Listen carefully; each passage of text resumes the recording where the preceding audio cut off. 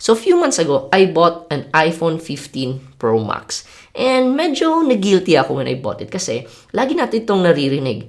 Ipon versus iPhone. Well, in this video, yan yung pag-uusapan natin. What if hindi ako bumili ng iPhone and I just decided to save my money or invest my money? Ano ba yung results? Well, if you're interested, let's find out.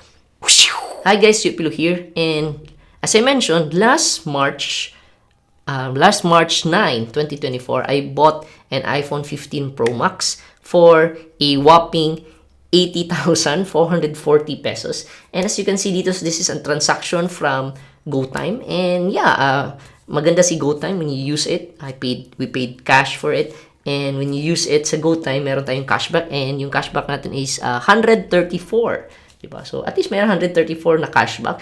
And before tayo mag-proceed, if you're interested about GoTime, I'll just put a link down in this description. So, GoTime is my favorite digital bank. I use it in my saving, in buying things, and if may malaking purchase, just like this one, meron tayong at least cashback by using yung GoTime. But anyway, so, yun nga, I spent 80,000 pesos to buy an iPhone 15 Pro Max. Tapos, what if, instead of buying, kasi again nga, ipon versus iPhone, diba? So, what if instead of buying, I just put my money in the bank, let's say digital bank, magkano ba yung interest na kikitain ko if I just put the 80,000 in a digital bank? Or if I invested it into a REIT, a dividend-paying stock, tapos kikita ako ng dividends, is it worth it ba buying an iPhone? And at the same time, ano ba yung ginawa ko sa iPhone, okay? Tapos, lugi ba ako? Did it become an asset or did it become a liability? Well, let's find out. So first off, if I put my 80,000 in a digital bank, let's say for example in Cbank, so hindi na lang sa GoTime kasi si GoTime 4% lang. So si Cbank kasi meron siyang 4.5% interest per year. Tapos, as long as yung pera mo, I believe, if hindi siya above 400,000. So, dito, if I put yung 80,000 using yung CBAC calculator, so dito, check mo to, so you can see, for 30 days, kikita ako ng 237 pesos in interest. So, again, 237 pesos in interest. Tapos, I bought yung iPhone at March, di ba? So, ilang months yun? So, up to today. So, end of March, end of April, kasi every end of month, actually, daily yung crediting ng interest ni Cbank eh. But, yeah, compute na lang natin at the end of the month. So, March, April, May, June, July, August, September. End of September ngayon is October eh. So, wag na natin i-compute si October, September. Okay? So, for September, that's 7 months. So, meaning, if I put my money in CBAC or in a digital bank earning 4.5% interest, yung 80,000 ko could have earned 237 pesos times 7 months, that's 1,661 pesos. So, if you add that up, more or less meron tayong yung 80,000 ko, naging 82,000 pesos na. So, medyo hindi masyadong exciting, di ba? So, medyo ang konti lang. So, ngayon, what if I invested yung money ko in a REIT? Okay, in a REIT. Do you think maganda ba yung returns? Well, let's find out. So, first off, let's head to Instagrams.com. Tapos, once you're in Instagrams, punta ka lang dito sa sa REITs. And then, you can see dito lahat ng mga REITs in the Philippine stock market. And piliin natin yung pinakamalaki para malaki yung dividends na matatanggap natin. Assuming we go all in. Okay, let's go all into VREIT. VREIT, di ba? Vista REIT. If mahilig ka kay Villar, di ba? Okay. Tapos, I kinda find yung price niya. I bought it at March 9, di ba? So, dito, nasa March somewhere here. 1 year. Somewhere March. Saan ba yun? So, dito. Basta, na-screenshot ko na siya kanina, dito. So, March 11, okay? Kasi, walang March 9, March 11 na. Trading day. 1.69 pesos per share. Compute natin yan. So, meron tayong 80,440. Divide natin by 1.69 pesos per share. Meron tayong more or less 47,597. So, convert na lang natin to 48,000 shares of VREIT. So, yun. May VREIT tayo, di ba? So, kikita ba tayo in dividends? So, let's find out.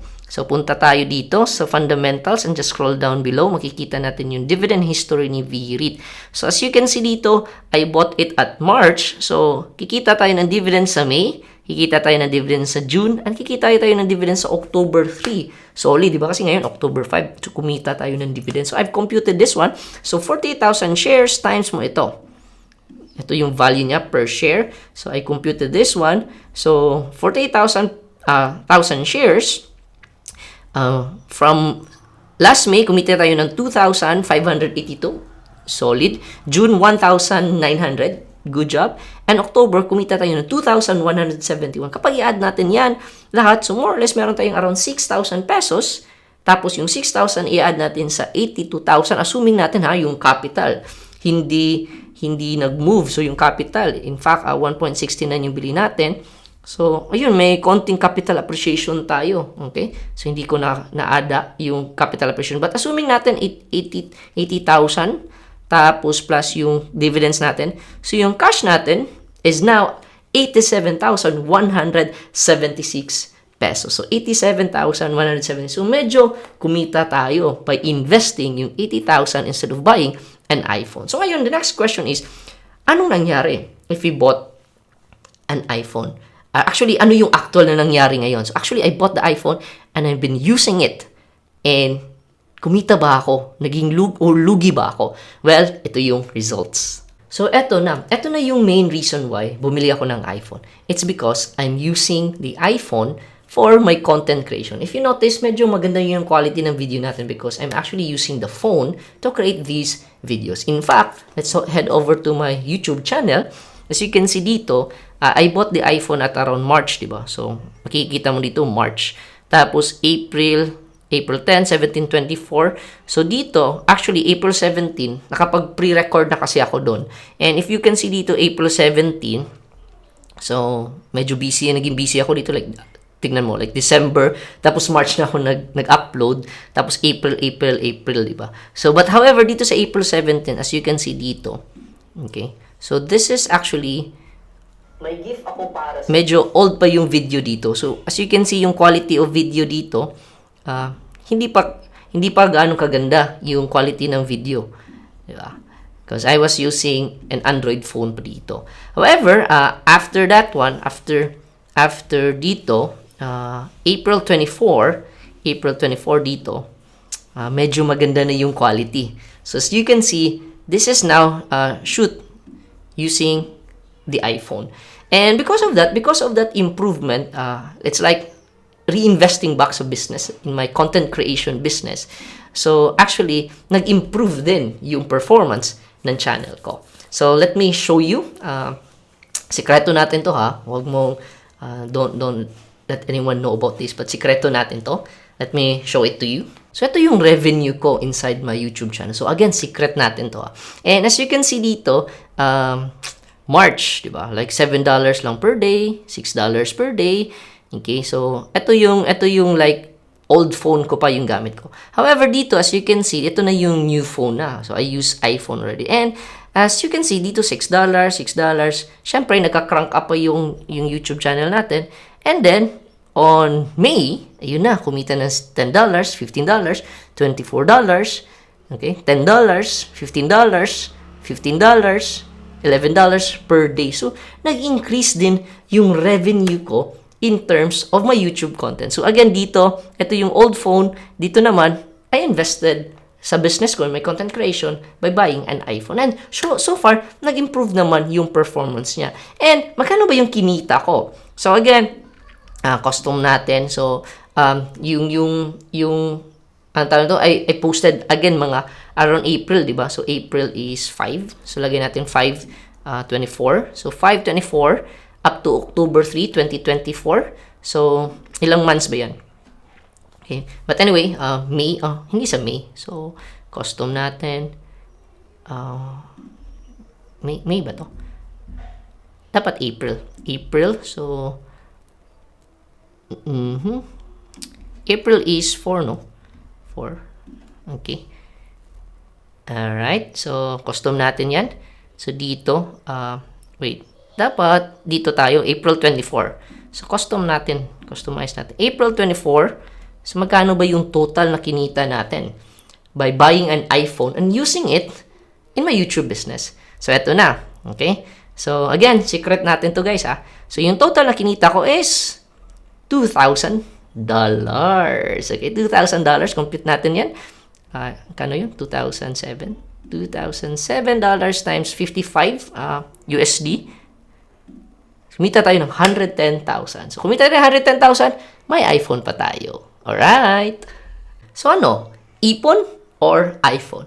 So, at the end of the day, again, it still depends on you. Kasi ako personally, when I buy something, especially major purchase, I always ask myself, like, paano ko ba ito mabawi? Or how can I monetize itong binili ko? So, like, example, like, few months ago, so I actually bought a gaming PC. So, medyo malaki din yung na-invest ko doon in gaming PC, around 40,000. Medyo malaki din. And what I did is, I created a gaming channel. So, as you can see dito, we are already at around 200 subscribers, diba? And by the time ma-reach tayo ng 1,000 subscribers, ma-monetize na din yung gaming channel natin. So, I'm looking for ways kung paano ko ba ma-turn yung purchase ko into an asset, into something that would generate me money. So, again, same thing with you. This is not applicable only to iPhone, ipon, or iPhone or what. It's applicable to anything you want to achieve or want to buy. You just want to know if what you're buying, is it an asset or a liability. So, how about you? Ipon or iPhone? Well, it depends on you. Especially if you have the ability ba to make yung purchases mo into an asset. That's why in one of my videos, I mentioned doon na you should stop chasing, letting your money work for you. So instead of just saving and investing, let's not forget our number one asset, which is our income generating asset, which is actually ikaw. We need to create habits or skills kung how we can monetize more or earn more so that mas marami tayong ma-invest na pera. So if you're interested with that, you can check out this next video on why you should stop chasing the idea of letting money work for you. So not focus on it yet, but focus on how you can earn more money. So go ahead, check out this next video.